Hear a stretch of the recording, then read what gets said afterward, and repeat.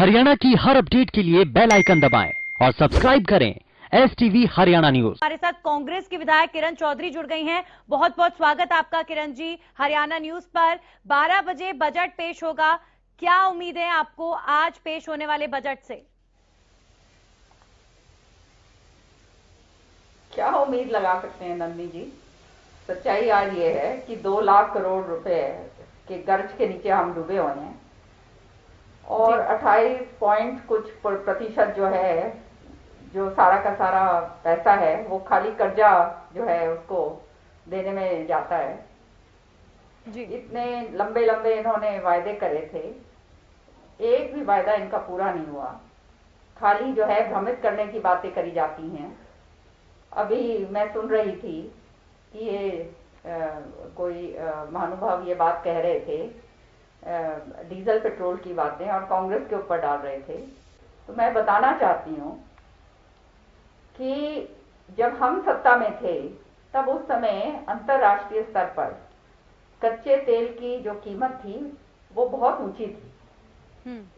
90 से ऊपर प्रति डॉलर प्रति बैरल जो है, $90 प्रति बैरल, 108 डॉलर प्रति बैरल, इस तरह से जो है कीमतें थी। हमारे ऊपर भी बहुत दबाव था कि हम भी जो है इसके ऊपर टैक्सेस बढ़ाएं और रेवेन्यू जनरेशन करें, क्योंकि आप जानते हैं मेरे पास ये एक्साइज टैक्सेशन का महकमा था जी। लेकिन हमने ये टैक्सेस इसलिए नहीं बढ़ाए क्योंकि हम जानते थे कि डीजल के ऊपर टैक्स बढ़ते ही सबसे पहले जो है उसका जो नुकसान होता है वो आम आदमी पे होता है, डीजल हो या पेट्रोल जी। उस समय जब 400 रुपए का सिलेंडर हुआ था तब अधनगन होकर बीजेपी के लोगों ने बहुत बड़े बड़े आंदोलन करे थे, थालियां पीटी थी कि महंगाई हो गई, महंगाई हो गई, गैस का सिलेंडर 400 रुपए का हो गया। आज आप देख रहे हैं कि चाहे कितने ही कैसे ही आंकड़े गिनवा लें, सच्चाई तो सबके सामने है। गैस का सिलेंडर जो है वो 800 रुपए से ऊपर पार हो गया है और अभी और भी ऊपर जाएगा।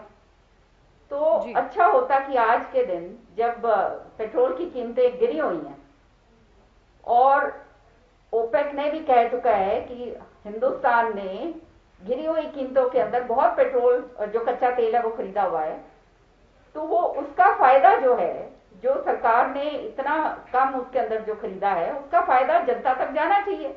किरण चौधरी जी, एक सवाल मैम मेरा आपसे ये है कि जब भी बीजेपी से पेट्रोल डीजल के रेट्स पर बात करते हैं तो वो एक बात कहते हैं कि कांग्रेस को तो हक ही नहीं बनता सवाल खड़े करने का, क्योंकि उनकी सरकार खुद राजस्थान में है, पंजाब में है, वहां पर जो पेट्रोल के रेट हैं वो बीजेपी जो शासित राज्य हैं उनसे ज्यादा हैं। तो पहले वो अपने राज्यों में काम करें और फिर उसके बाद बोलें।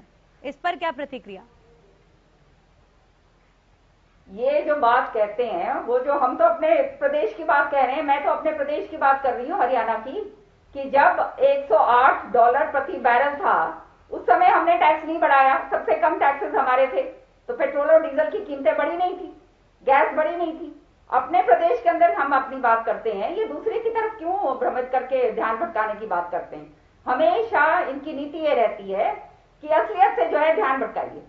आज जो है जब स्थिति ये है कि इतने कच्चा तेल जो है सस्ता हो रहा है, तो उसका फायदा जो है जनता को देना चाहिए, ना कि जनता की जेब के ऊपर डाका डालना चाहिए जी। इन्होंने इतने लंबे चौड़े वायदे करे थे, बेरोजगारी जो है, जो बेरोजगार है उसको जो है 9,000 और 10,000 जो है उसको बेरोजगारी भत्ता दिया जाएगा जी। कहाँ गए ये वायदे? 5,000 रुपए जो है, 5,100 रुपए बुढ़ापा पेंशन देंगे। आज 6 साल हो गए इनको, 2,000 से ऊपर कुछ 2,250 ऐसे कुछ देते हैं जी। तो ये सारी चीजें जो हैं सामने, असलियत इस सरकार की ये है कि ये खाली भ्रमित करने के लिए लगे रहते हैं और कुछ नहीं है काम जी। आज जो है किसान का कर्जा इनको माफ करना चाहिए। इतना बुरे हालात किसान के हो गए हैं, लागत उसकी इतनी बढ़ गई है, बीज उसका बढ़ गया, उसकी जो है यूरिया उसका बढ़ गया, बिजली उसकी बढ़ गई, पानी उसका बढ़ गया, मतलब पानी के रेट जो हैं जो मिलते हैं उसको जी सारा, और आधा टाइम तो पानी मिलता ही नहीं है। तो ये सारी चीजें जो हैं सबको रखते हुए नजर में आज जो है हम देख रहे हैं कि स्थिति क्या हो गई।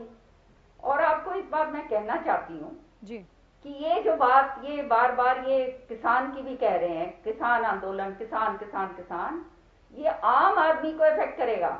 जब आपकी डीजल पेट्रोल की प्राइसेस बढ़ जाती हैं तो हर एक चीज के ऊपर, चाहे आपके खाने का हो, पीने का हो, आना जाना, सब कुछ, हर चीज के ऊपर, हर थाली पे जो है इफेक्ट करता है। और सबसे ज्यादा मार जो है वो मिडिल क्लास की होती है जी। गरीब तो मरते ही हैं बेचारे। किरण जी, डिप्टी सीएम दुष्यंत चौटाला ने विधानसभा में एक बात बड़ी जोर शोर से उठाई है कि किसान भले ही नाराज हों, वो ये कह रहे हैं कि कांग्रेस उन्हें भटका रही है इन कानूनों को लेकर, लेकिन उन्होंने कहा है कि जब हरियाणा सरकार इन किसानों की फसल को खरीदेगी, जब प्रोक्योरमेंट शुरू होगा तो सब कुछ साफ हो जाएगा और किसानों की जो नाराजगी है वो भी खत्म हो जाएगी। मैं इसके ऊपर क्या कहूँ, जो असलियत है वो सामने है जी। ये किसान भाई जो इतने लाखों की तादाद में आज आंदोलन कर रहे हैं, इनको मूर्ख समझते हैं क्या? हाँ, इनको अपना भला भला बुरा पता है। इन्हें मालूम है कि ये इस तरह से जो है बहका के इनको जो है इनको भ्रमित करना चाहते हैं। लेकिन सच्चाई ये है कि कहते कुछ हैं, एक एक दाना खरीदा जाएगा, जब सामने बात आती है तो फिर मुझे मालूम है कि मंडियों के अंदर क्या स्थिति होती है जी। जब मुआवजे की बात आती है, आज भी मैं बता रही हूँ, मेरे हलके में कॉटन के ऊपर सफेद मक्खी का प्रकोप जो था, उसका मुआवजे की बात थी। मुआवजा जो है 50% लोगों को तो मिला ही नहीं, जिनको मिला किसी को 1000, किसी को 2000, किसी को 3000।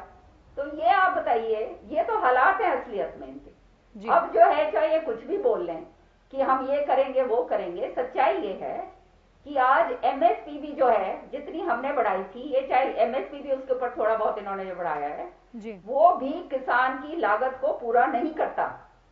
और आज हालात ये हो गए हैं कि किसान जो है दर बदर की ठोकरें खा रहा है। और ये जो तीनों कानून जो हैं, ये इस तरह के कानून लाए गए हैं कि आने वाले समय में किसान अपनी जमीन से ही महरूम हो जाएगा। और जब वो महरूम हो गया, एक बारी खत्म हो गया, सारा कुछ जो सिस्टम खत्म हो जाएगा, एमएसपी, मंडी जो भी है, आने वाले टाइम में थोड़े समय तक तो ये चलाएंगे दिखाने के लिए जी। लेकिन अपनी मौत जब ये सिस्टम मरेगा, तब आप समझ सकते हैं कि फिर कहाँ जाएगा, कौन लड़ाई लड़ेगा उसके लिए। चलिए, बहुत बहुत शुक्रिया किरण चौधरी जी हमारे साथ जुड़ने के लिए। और